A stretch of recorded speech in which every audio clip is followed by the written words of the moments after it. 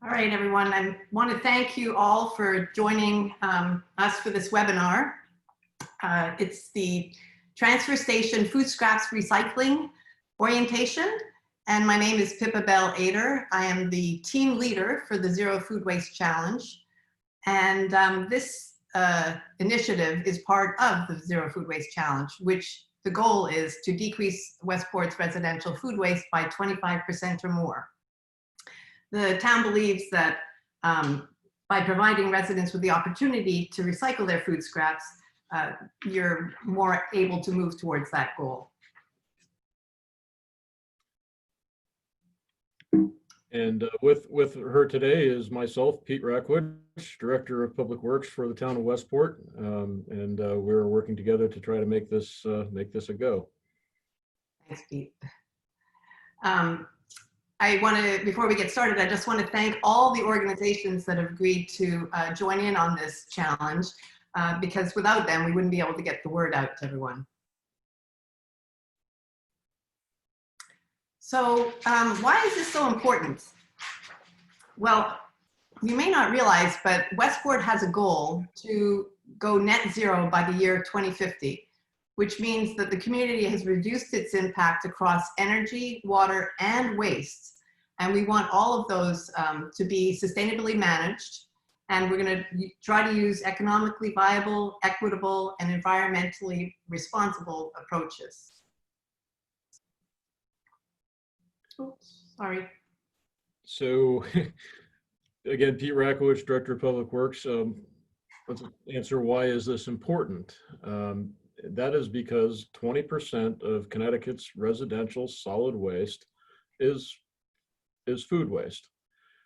Food waste is heavy, it's expensive to transport because it's heavy, and it's expensive to burn in the waste to energy incinerator because burning water is not very efficient. The waste to energy incinerator over in Bridgeport, the Wheelabrator plant, is where all of Westport's solid waste goes. Westport and much of Connecticut sends all of its trash to incinerators. In fact, right now, there are no municipal landfills left in Connecticut. They're all filled up. So it's very important to try to reduce what's going to that burn plant. Back to you, Pippa. Oh, I'm sorry. I'm honestly having dexterity issues. So I'm just going to talk a little bit about the Zero Food Waste Challenge. What this initiative is challenging you to do is to look at the food that gets wasted and then figure out how to better plan and prepare meals and preserve food to minimize waste. And then we are encouraging people to compost the food scraps they don't eat. Now, you can home compost, which is a great way to get rid of food waste. You can also hire a hauler to pick up food scraps, and you can also use, starting July 6th, the new free transfer station food scraps recycling drop-off area, which is why you're here listening to this webinar. So as I said, it opens July 6th, and it's at the transfer station, which is at 300 Sherwood Island Connector. And the food will be collected at the transfer station and then transported to an industrial composting facility where then the food scraps will be made into compost.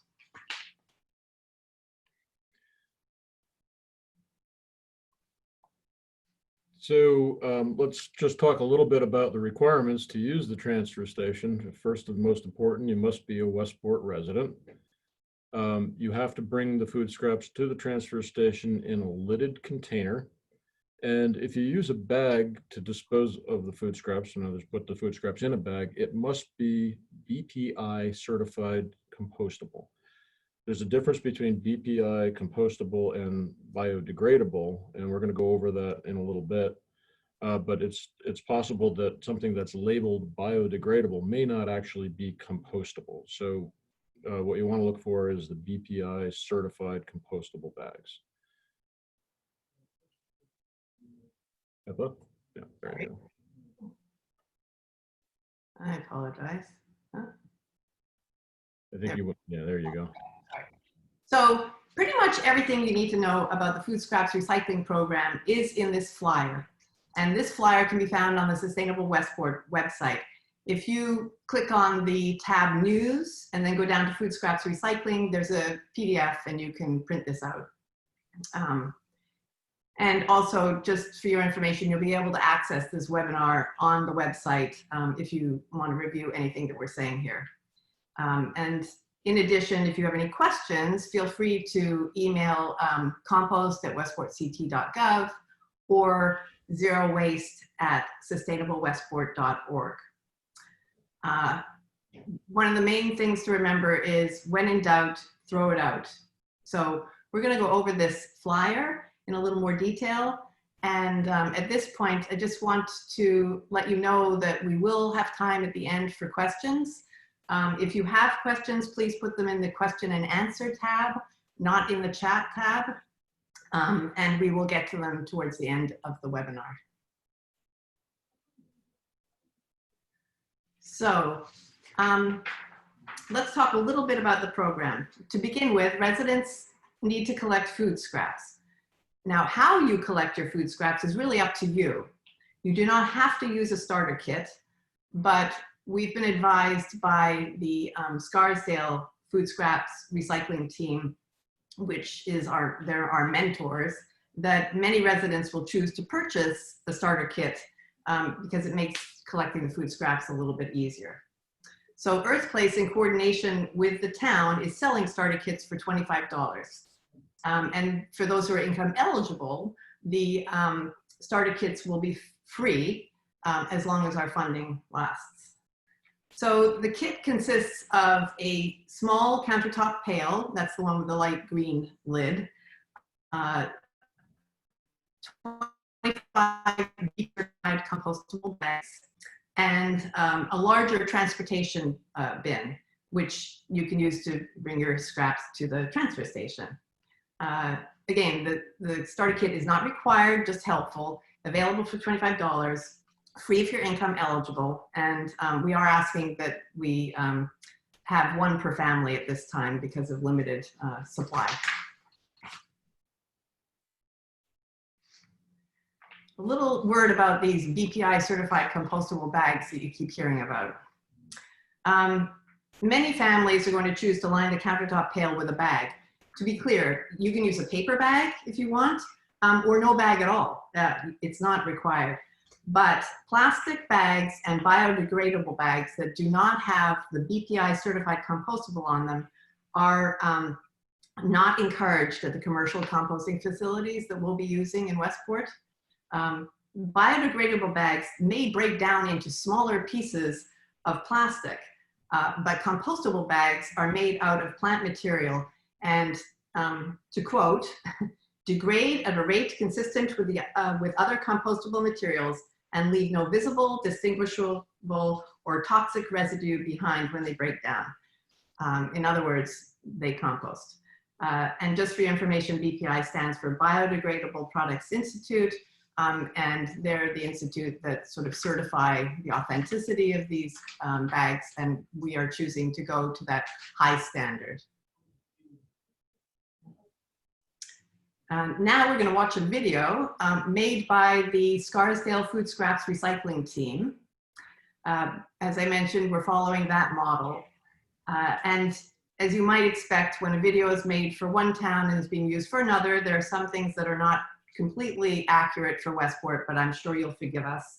A couple of the things that you'll note, Michelle, the woman speaking, talks about composting tissues. And we are not encouraging that, especially in light of the pandemic. We're also discouraging popsicle sticks and chopsticks.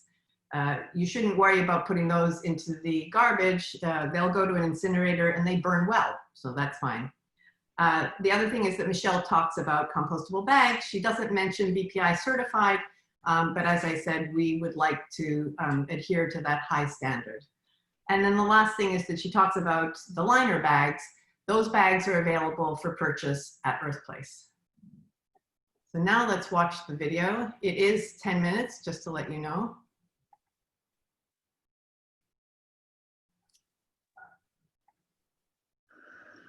Hi there, this is Michelle Sterling. I live in Scarsdale, New York, and I'm the co-founder of the Scarsdale Food Scrap Recycling Program.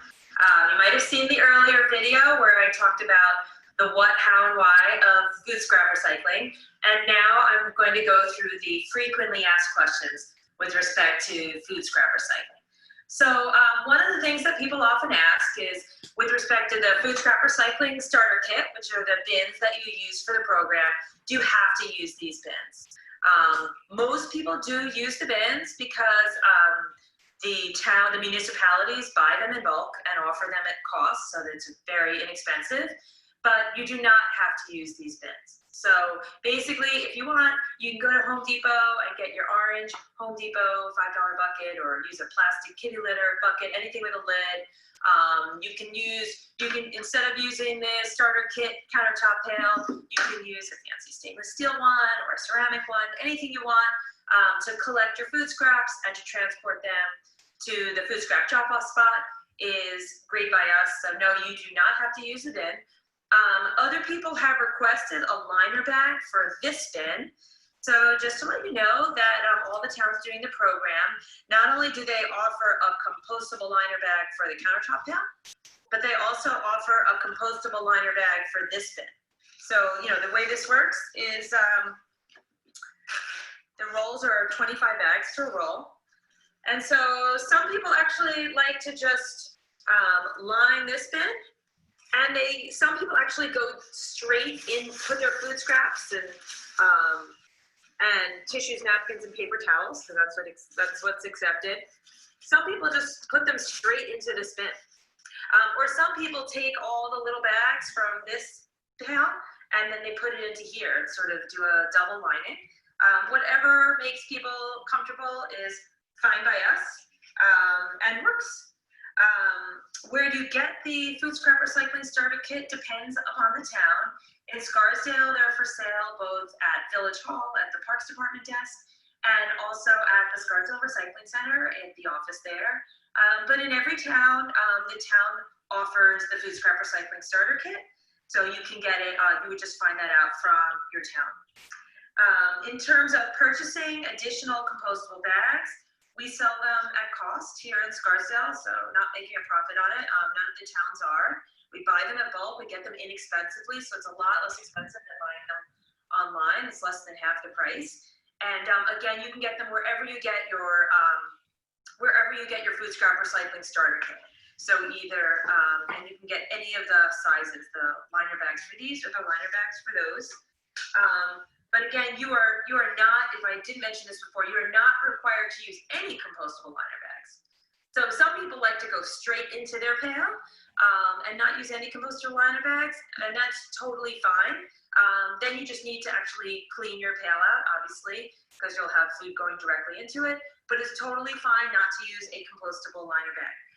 And as I'm talking about compostable bags, I should just mention that what compostable means is plant-based. So if you choose, let's say, to use a bag off the internet, you just have to make sure that it says COM, compostable. That's kind of hard right there. And what compostable means is plant-based. So some people will see like a green biodegradable bag or a bag that says biodegradable or eco-friendly. And a biodegradable bag doesn't actually mean it's a compostable bag, because there's biodegradable plastic. And what that means is that it has a chemical in it that makes the plastic break down into tiny little bits. And if any plastic goes in here, that's actually a contaminant. So you can't have biodegradable bags. You can only have compostable, or in other words, plant-based bags for this program, if you choose to use a bag. Some people like to know, is there going to be any smell or mess? I know I mentioned it in my last video, but there's no smell, there's no ants, there's no fruit flies. This is we've been doing this since 2017 in Scarsdale. It's now 2020, over 3 years.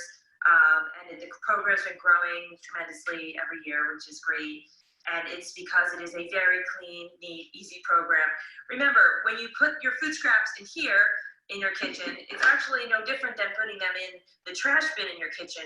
They're still in your kitchen, they're just in a different spot.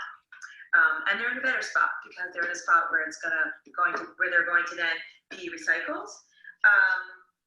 In terms of, a lot of people ask, what happens to all of this after it leaves here? So after you bring it to the drop-off site, what does the town do with it?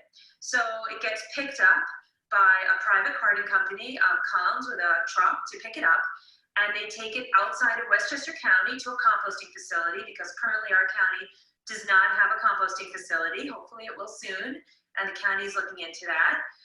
So it goes to a commercial composting facility where they then turn it into compost. They just mix it with wood chips, actually, which is a carbon source. Food scraps are a nitrogen source. They mix it with wood chips, and it naturally breaks down and turns into compost. And then it gets sold to garden centers, landscapers, farmers. They come with big trucks and they take it by the cubic yard, and they use it.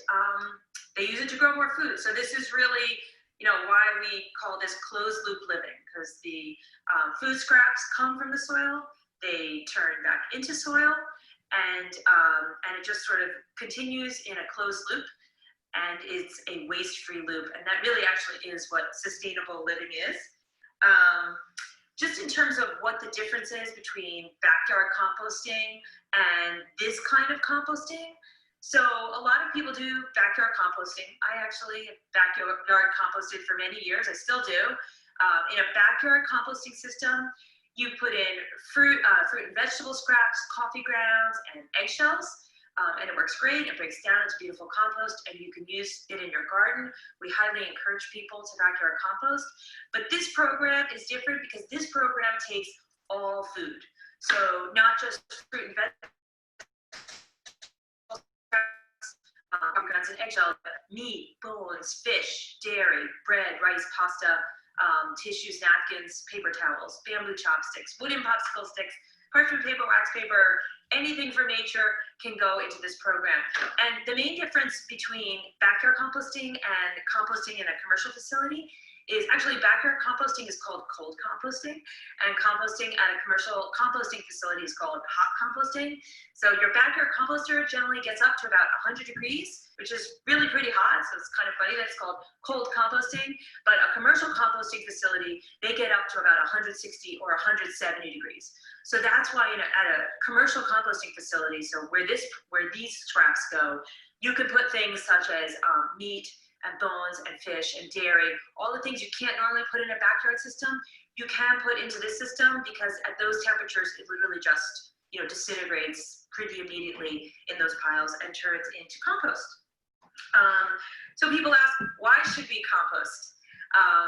Obviously, it's very important to take waste out of the waste stream. Any waste we can take out of the waste stream is great in terms of recycling it into a new product. So there are reasons why we should be doing it, which is basically to recycle and to put our food scraps to its highest purpose. So for example, if you put a bone in here, a bone doesn't have nutritional density to us, or even peels or rinds, they don't have nutritional density to us, but actually bones and peels and rinds do have nutritional density. And they can be recycled into food. In fact, we call it the original recycling. There's also reasons why you don't want to be putting food into the waste stream. Obviously, you want to eliminate as much as you can from the waste stream. Westchester County, we're a 100% incineration county. Food is mostly water, so we don't want to be burning water. It doesn't help our incinerators at all. And we want to really just put everything into the most beneficial use that we can. So those are the main whys about why we should be composting. And that's basically it. Some people ask about other natural products, like some people say, what about cork? Cork comes from a cork tree, so wine corks, absolutely, put them in here. Some people ask about rubber bands. So rubber bands, they used to come from a rubber tree plant, right? We all know the song. But now rubber bands are synthetic. So rubber bands need to be taken off before they go in here, right? This is only for natural products, but really anything from nature can go in here. Some people ask, well, can I just get these bags and put them into my pull-out garbage bin, my pull out from my cabinet. You can absolutely do that. You can line your pull out with this. Some people put this bin into their pull out. Some people put this bin into their pull out. So whatever works for you, works for us. Work with it.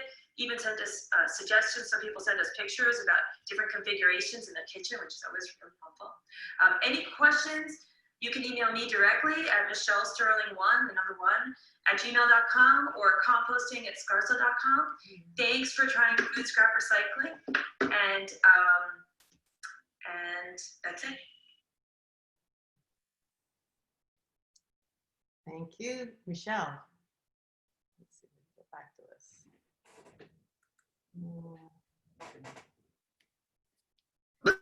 House can be Oh, challenging dear, at that times. I don't want. Even if Sorry. you're a minimalist, you Pardon me. I'm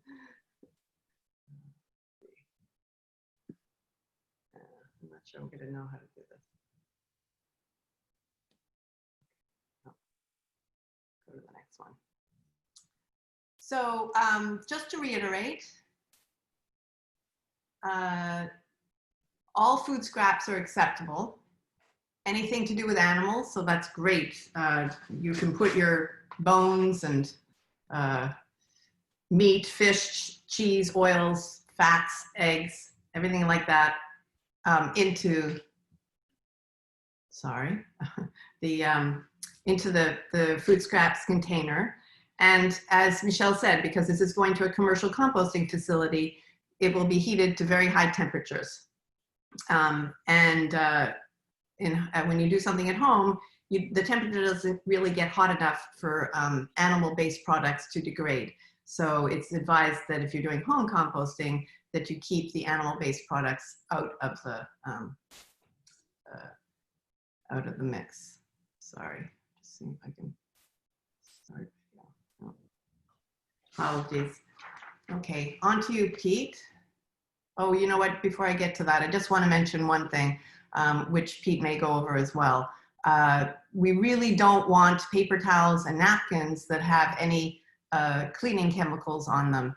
Really, we are thinking of paper towels and napkins that have food-based products on them. Thanks.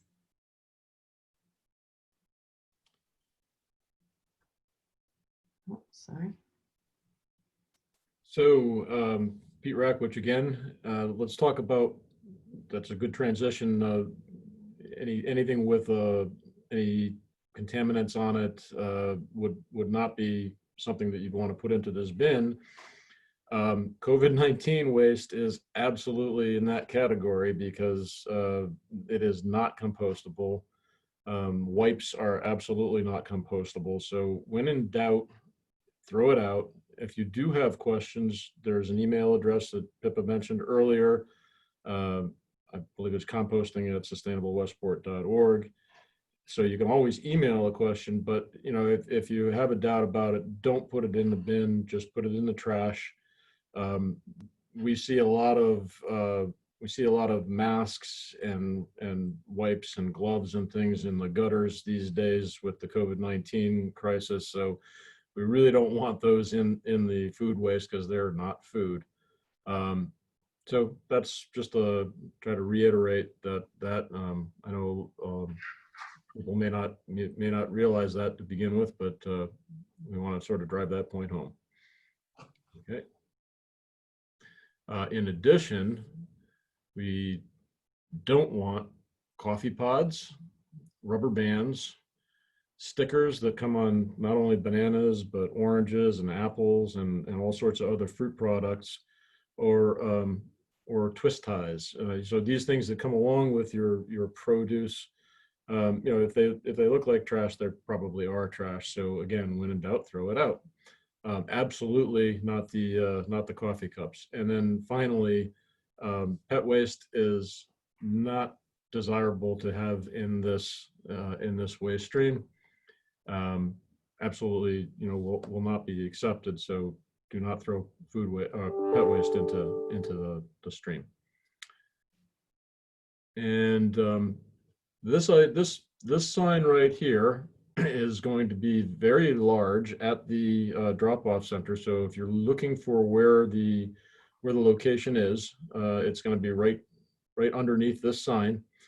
It's probably about a 6-foot by 4-foot sign erected as you come into the transfer station. If anybody's familiar with that, after you get by the scale house, you come around, and the very, very first station that's going to be in the drop-off area is the food waste drop-off area. Now, with the current setup with the COVID-19 pandemic going on, we are exercising social distancing, so we are blocking off every other spot, and you will be directed to a spot. So wherever the spot you're directed to is, you may end up having to walk over to the area. When you're, let's see, the drop-off process, well, just any drop-off process at the transfer station is you have to wear a face mask. You have to be a Westport resident. You're going to back your car into the designated spot. Bring your food scraps in a lidded container. Doesn't have to be the kit, but we do want to have a lid on it. And then we're going to have a large tote that's depicted in this slide over on the right-hand side. There's going to be a line on the inside of that tote that we're going to try to only lift them up, fill them up about 2/3, because they do get pretty heavy, but there'll be a number of volunteers on most of the time that will help direct you if you have any questions. One important thing is, if you do buy the kit, better to carry the kit, because it's going to be heavy, by the small handle as depicted in the photo, than not the long black one, because that's a little bit weaker, and that's really there to secure the lid down. Let's see. If you have any questions, you can email zerowaste@sustainablewestport.org or compost@westportct.gov. I'm sorry, I misspoke last time. There will be volunteers in yellow vests at the transfer station. Bear in mind, their job is just to answer questions and show you where to dump the food scraps in the right container. They will have the knowledge to answer your questions, and they've been instructed to move things along as quickly as possible, because on the weekends we do have a very small transfer station and long lines. So they're going to try to assist everybody in just getting in, getting out, and getting done with it.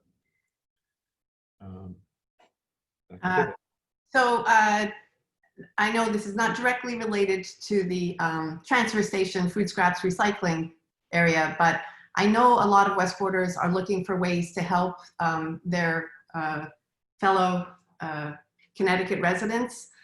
So I just wanted to bring it to your attention that we do have a big issue with food insecurity. Just 2 towns over 25% of Bridgeport residents have to choose between food and other essentials. And I think that number has gotten much worse since the pandemic.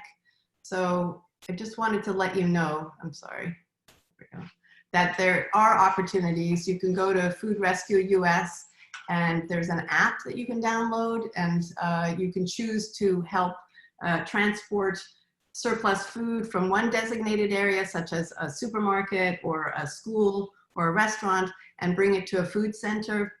And I like this program because you can sign up to do a shift at your convenience. You don't have to commit to a weekly visit or whatever, although you can if you want to. And another program that I'm very excited about is new this year, thanks to Christ and Holy Trinity Church and the Westport Community Gardeners. You can, if you grow food in your garden, you can bring surplus food, or even you can grow a row for people who have food insecurity. And it will get, if you bring it, drop it off at Christ and Holy Trinity between the hours of 8 a.m. and 8 p.m., 7 days a week, then it will get brought to a feed center in Bridgeport, where the food will be distributed, or it might actually be made into meals that will then be distributed all for free to Bridgeport residents. So now we have time for some questions. And let's see, I'm not seeing the questions, so I may have to ask Jen to read the questions if that's I've got them here. I can go through the first couple. have already been answered, but I'm going to read them anyway. The first one is, are coffee filters okay? And the answer is absolutely yes. Coffee filters filled with coffee are fine. Go right in there. So you can just dump your whole coffee filter right into the compost. And Say that it has come to my attention that some tea bags, especially the ones that look like little pyramids, are actually not made out of plant-based material, and they may be plastic, and those are not good for the composting. so we'll go on to the second question, which is, will you have lawn signs available so that we can promote this program in our neighborhoods? Right now, we don't have lawn signs, but that's a good idea. We'll consider it for sure. I think we might have to check a little bit with planning and zoning before we promote that, but I think that's something that we should really consider, because that would be a good way to get the word out. Let's go to the third question, and that is, are real corks okay to compost in Westport? And then what about butcher paper and raw sugar packets if they're not coated? Pippa, you want to answer that? Raw corks are definitely allowable. Just be careful, because there are plenty of corks that are no longer natural, they're synthetic, so don't put those in. That would be a big problem. The sugar packets, I think that would be fine. And what was the last one? Sorry. Well, the sugar packets, if they're coated, or if they appear to be coated, then absolutely not. So this question really falls under the rule that when in doubt, throw it out. I know that on the Scarsdale video, they said that wax paper was okay, but we're going to discourage that. And I think butcher paper is quite a bit like that. It's got a coating on it. So anything that's got a coating on it, just assume that that's not natural. And I would say the answer is no. If they're not coated, and it's obvious that they're not coated, then you could do that. But I think, like I said, when in doubt, throw it out. That reminds me that we are not encouraging people to put any compostable foodware products into this container. For instance, sometimes you get compostable plates, and they say compostable cups. It's just that there's the opportunity for making a mistake is too great. So at this time, we are discouraging people from putting compostable products into the food scraps recycling. We're really sticking to food at this point. Okay, next question is, are fruit peels are not okay, but that's not right. The fruit peels are definitely okay. Banana peels, apple peels, orange peels, fine. The only thing we ask is if it came from the store and it still has the little sticker on it, either a price sticker or SKU sticker, take the sticker off, because that's a contaminant. That's not natural material. So, you know, before you peel the banana, just take the Chiquita sticker off, and then it's perfectly acceptable to go in. In fact, it's very good for the compost. The next question is, who do you contact for the kit? And I think that I'm gonna throw that to Pippa, because she's got it memorized. At this time, because of the pandemic, Earthplace is still partnering with us, but it's more difficult to get into the building. In fact, the building is not open. So we are asking that you email zerowaste@sustainablewestport.org, or you can email compost@westportct.gov. And that email will get to the Zero Food Waste Challenge team, and you'll be contacted by a team member who will actually, at this time, deliver the the starter kit to your home. And then the last question, this is the last question I have on here. This is very important. Are pizza boxes okay? No, pizza boxes are not okay.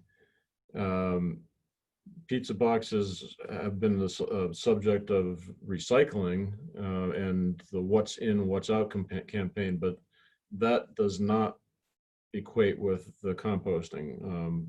They may be able to go into the recycling if they don't have grease on them, if they're clean, but again, comes right back down to when in doubt, throw it out. If it's not a natural material, if it's not vegetable material, then no, you don't want it. You definitely don't want to put it into the food waste bin.